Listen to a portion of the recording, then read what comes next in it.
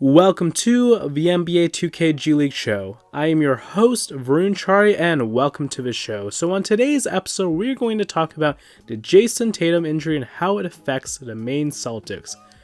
First of all, I just want to say, really thinking about Jayson Tatum right now, it's an awful injury. I just hope he gets better. He will get better, but I hope that he just recovers. I hope he's okay. I mean, it's just terrible. But I'm thinking about him. I'm thinking about his family, the people who are close to him, and I know he'll be back. I know he'll get back strong. I just think about this positively, and hopefully he does. But let's just start talking about what the situation is for next year. So, look, Boston right now is in a tricky situation, regardless of the Tatum injury, because they were going to have to trade some guys. They were going to have to get under the second apron. They were going to have to fix their situation with the salary cap. They're in a very tricky spot right now. And for Boston, the best thing you're going to have to do is we're going to have to trade one of those two guys, which is either Jaylen Brown, Derek White, Jrue Holiday, or Kristaps Porzingis. I think all signs are kind of leading to Kristaps Porzingis and Jrue Holiday, which kind of seem like the guys who are more likely on the outs because Jrue Holiday is an older player. Kristaps Porzingis has not been playing well in his playoffs, and he is on an expiring contract.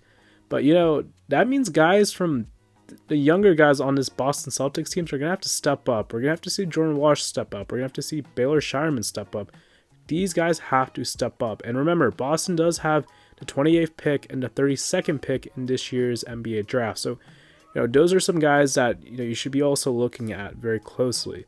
I think a lot about how, when the Warriors in 2019 had, Klay Thompson, who was hurt, and then you saw Steph Curry was getting hurt that next season, Draymond was getting hurt.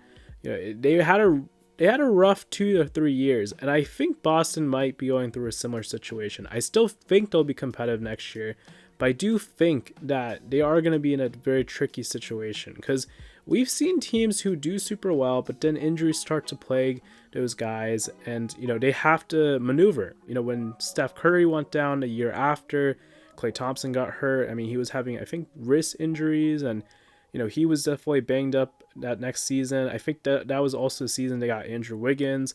It kind of felt like they were retooling their team. They were looking for new talent like Jordan Poole, Juan Toscano Anderson. You want to start looking at trying to find guys who could potentially be very helpful for the Celtics team. I think the Warriors did a phenomenal job finding guys who could really help this team in the future. And I remember with getting Juan Toscano Anderson, he came up through their G League team. If you also look at Jordan Poole, they drafted him and then they had signed him to Santa Cruz, and that was really important for his development for those first 2 to 3 years. And I think that's going to be something that I'd like to really see how Boston maneuvers with Maine. I think finding guys that could potentially help Boston in the future, I think that's going to be really important as they kind of look for that championship team again. And it'd be very interesting to see if Boston does the same thing with Maine and just try different guys out. Maybe they sign different two-way players, they sign different guys from the G League team to the NBA, and call guys up. It's just, I think it's a matter of looking for guys who on a cheap NBA contract you can get the most value out of. And I think that would be a good strategy that Boston should look at if they have to kind of retool while they wait for Jayson Tatum's rehab, and kind of seeing how Jayson Tatum is after this injury. But I do think that, they'll still be competitive next year, but you never know. If injuries do happen, which I'm really hoping that does not happen for the Boston Celtics, but if that does, do you then just throw in a white flag and just start looking at guys that could potentially help you in the future who can be really, really good role players? So that, I think, is probably the biggest thing I'm looking at when it comes to how this injury is affecting the future, not for only this year, but for a potential another championship run. I also want to talk a little bit about the season recap of the Maine Celtics this year. Maine was a very good team. I really thought they were actually going to win the championship. I felt like it just felt like they were looking really good. I mean, I went up to Maine to watch the Capital City Go-Go play them in their first round. I mean, they looked unstoppable. I mean, they were hitting almost all of their threes. Like, they were shooting phenomenally. Like, I think unfortunately when they played the Magic, who, first of all, hats off to them. They played a great game against the Celtics. They played phenomenal defense. Myron Gardner did a great job defending JD Davison. I think that really did hurt that playoff series, or I guess playoff game, because the Maine Celtics just couldn't knock down shots because their defense from the Osceola Magic was just really good. And I think that really did contribute to a big reason why that Maine Celtics team just couldn't win that game and make it back to the finals. But it wasn't lost. I think there were some cool moments if you look at the Maine Celtics. Like they brought back, for one game, they brought back the Maine Red Claws, which I thought was a pretty cool thing. You saw JD Davison. He broke the all-time scoring record for Maine Red Claws / Celtics history. I mean, that was just a really cool moment to even witness as well. Just cool moments when you see like guys like Miles Norris joins the Maine Celtics. I just thought there was awesome moments for this team. And so now I think we also need to start looking at what is this off-season going to be like for the Maine Celtics. I made this little graphic here that I thought should probably help do a good job explaining what kind of Maine has, what their draft picks, their returning rights of the players they own, questions going into next year, two-ways, who are under contract for next year, and I guess what two-way spots they have open, and of course the Boston Celtics draft picks, because that does affect Maine, because we'll see some of those guys potentially be assigned to Maine for next year. So I kind of want to get straight to the questions here. So the questions are, does Tyler Lashbrook return? First of all, I thought Tyler Lashbrook was a really, really good coach for the Maine Celtics. He did a phenomenal job developing guys like Baylor Shireman, which I think was a very important part when you saw some guys go down in the later part of the season for Boston. When he came into the preseason, he kind of struggled. But then you came to start playing regular season minutes later in the season, he looked like a very different player. And I think that was very important for him to get reps in Maine, to let the game slow down. And I think, him playing in Maine was really good for him. And I got to see him play when they played against the Capital City Go-Go, in DC. I thought he looked very good there too. So just really awesome for Baylor Shireman. Very good for Tyler Lashbrook, who his background is in development. He's worked as a development player coach with the 76ers, and then he came to Boston. I think about whether he's back next year. This is my personal opinion. I think he should be. But remember, with G League coaches, the average amount of time that they're typically there is really around 1 to 2 years. We do see some coaches who have been there for 4 years. This is something I am very curious to see if Lashbrook will be back. Another thing you have to also look at is Drew Peterson. Drew Peterson is going to be hitting restricted free agency. So that typically means that for a two-way player, the question is, do they get another offer to stay on a two-way contract with Boston? And that's going to be Peterson's situation this summer. We'll see if Boston wants to keep him. And they typically make those decisions, especially after the draft. And I think, it's possible, maybe especially with this Tatum injury, maybe we do see Drew Peterson stay because they want to have some extra depth there. And maybe Drew Peterson will spend more time this year with Boston. It's very possible. So that is another thing to keep in mind. But the last thing, I think this is probably the most important thing, is what does this roster look like post JD Davison era? Because JD Davison he got his contract converted at the end of his past season, and I think JD, he was huge for Maine. I mean, I think he might have been one of the best players to play for the Maine Celtics. I was actually talking to a Maine Celtics fan, and he was telling me that probably honestly the best player he's seen play in the Maine Celtics, and he's been there for probably since the beginning of 2008 or 2010, for 15 years, 15 to 17 years. He was saying he thinks JD Davison might have been one of the best players he's seen. And so yes, there is going to be a big question about how this team is going to move forward. JD Davison is going to his 4th year as an NBA player, so maybe he will get more of an opportunity with the Boston Celtics if guys go down. It'd be awesome to see if he can get some minutes. I think that is what does end up happening, is guys do get hurt. guys who are dominating the G League get an opportunity. And I always say, give those guys like 3 to 5 games to just play minutes, because once they start figuring it out, I think maybe they'll start doing some more things. You'll start to see some higher numbers. That's me personally. But if Scottie Pippen Jr., he didn't. If the Grizzlies weren't hurt, he might have not ended up. He may have not even ended up with the Grizzlies. Like, we don't even know. Like, these injuries really can change a team a lot, and the type of situations a player can end up being at with a different G League team. So we don't, and with these different G League players, we don't know what the situation is, and so it's very possible these guys can make it to an NBA team. If the opportunity comes up, it's all about opportunity for these guys. And I do feel like JD Davison does have interest from other NBA teams. I feel like I read something on Twitter that he does, and if that is true, then that is something to really monitor going into this offseason, because maybe the Celtics decide to trade him somewhere else. Maybe the Celtics decide to waive him so he can sign with a different NBA team.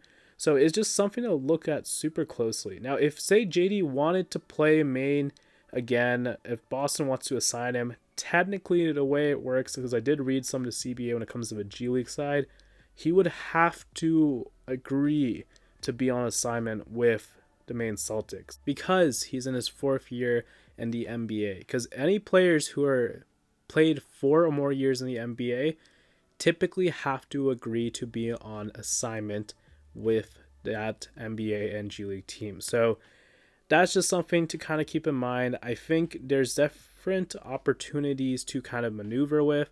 I really like, no, I'm going to kind of get into the returning player rights here, but I really like Jason Preston. He was someone that they traded for his returning rights when they had to make the DJ Stewart trade this past January, and I thought that was actually a very underrated move, because Jason Preston, if you don't remember him, he played for the LA Clippers, and I guess technically the Ontario Clippers, and he was a very good player for the Ontario Clippers. But what really impressed me is when he came to play for the Memphis Hustle and the Salt Lake City Stars with the Jazz on a 2-way contract, he was getting a triple-double in the G League. So, like, averaging a triple-double. So he is somebody who I really think could be someone to look at very closely with the Maine Celtics if they decide to sign him to a 2-way, or to bring him onto the Maine Celtics. I don't think it's uncommon to see guys who they trade for and then bring them in. I mean, we saw Javon Evans, who they traded for last year. He signed with the team this year later in the season. We saw they trade for Tyler Cook's rights last year, and then he played Summer League with the Boston Celtics. So it's very possible that maybe Jason Preston could play with the Celtics organization in any capacity.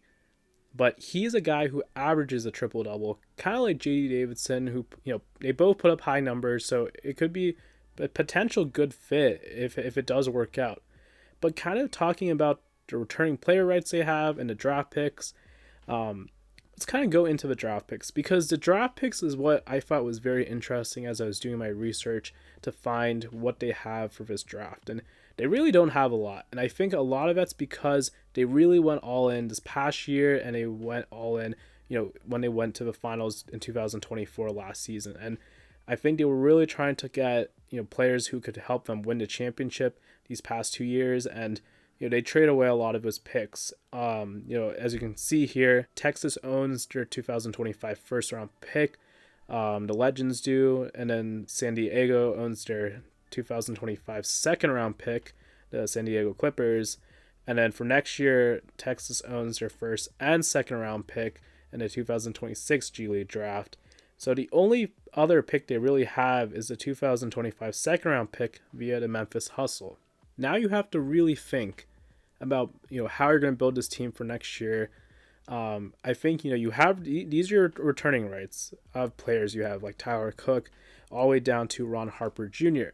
And so I think some guys who stand out to me on this are as actually Ron Harper Jr., because we don't know if Ron Harper Jr. will stay with the Pistons this summer. I hope he does, but if, say, the Pistons decide to sign somebody else and they move on from him, then he has to see, okay, what other NBA teams are interested in me, or do I have a bigger opportunity to maybe play minutes and get a chance? And, if he's not getting that, then maybe he returns to Maine. So that's a possibility. I think that's something you could look at. But maybe if, say, he is going to play with a different team, then you have to then look at trading his returning rights, and that might be a way to get some draft capital back. I think also you have to be looking at, who is going to be back with the team next year, who's going to be going overseas. If some guys are going overseas, then you can just trade those rights and just hope that maybe those guys will come back to 26 to 27 G League season, like Jay Scrub. That's just, throwing a name out there. But, you still also have the returning rights to Derek Favors, who, you only have one more year because remember, G League rights only last for 2 years. So they technically only have these rights for Tyler Cook, Scotty Hobson, Jared Wilson Frame, Jason Preston, Derek Favors. They have those 5 guys' rights for this season only. Because next season, the 26 to 27 year, they do not own those guys' rights anymore. So that's just something to also keep in mind. But if you're evaluating somebody about whether that guy's going to be going overseas or whether they're going to be back in the G League, then if they're back in the G League, you can trade their returning rights and get some more draft capital back. You also now have your 2027 draft picks available, where you could potentially trade and maybe get a 2025 or 2026 draft pick back. So those are just some options. You could also trade some of those guys that were with the team these past 2 seasons, like James Smith III, Jordan Shackle, for example. I do think also you have to look at guys who got called up this past NBA season to the NBA, like Philip Wheeler. Maybe it's very possible he comes back to play in the G League because he did get called up to the NBA and might be trying to get a 2-way or trying to get a 15-man roster spot. And maybe he's going to try again in the NBA, and so he's going to go to G League route again. So does he come back to Maine, or does he try to play with a different G League team? And so then you can trade in his rights to a different team and get draft capital. So it's not the end of the world that they traded all of their picks pretty much away for the next 2 years. Even with that second round pick with the hustle, they could trade that to get a player from a different team that they're interested in if they don't feel like there's going to be anyone of value at the second round, in this draft. It is supposed to be a good draft in the NBA side, so I think if there's a lot of guys who go undrafted who don't sign 2-ways or affiliate like Exhibit 10s who end up entering the G League draft, maybe there's some guys they could potentially look at. But then you also have to keep in mind that each NBA team gets 4 affiliate player spots. So, that doesn't necessarily mean it's always going to be guys who are undrafted. Like, for example, last year, Lonnie Walker was a player who the Celtics were signing who could have played with the Maine Celtics, but he didn't. He would have been an example of an affiliate player because he's not played in a G League as a free agent. Technically, he's played in the G League when he was on assignment, but he was on an NBA contract, not a free agent. So there is that possibility of being an affiliate player where they signed some maybe guys who were in the NBA this past season who just couldn't get a deal somewhere else, who decide they want to play in the G League to try to get a call up. So that could be a way to get an affiliate spot. So again, you have 4 of those spots. So really, this is kind of how you're going to build your Maine Celtics roster for next year and getting draft assets. It's going to be really fun to see this Maine Celtics team. I think they stay very competitive, even like Boston. I think that's really important, is building a winning culture, even down to their G League team. And I think we're going to really see that with Maine for next year also. I think they're always going to try to continue to do well, and I think that's very important for the Maine Celtics.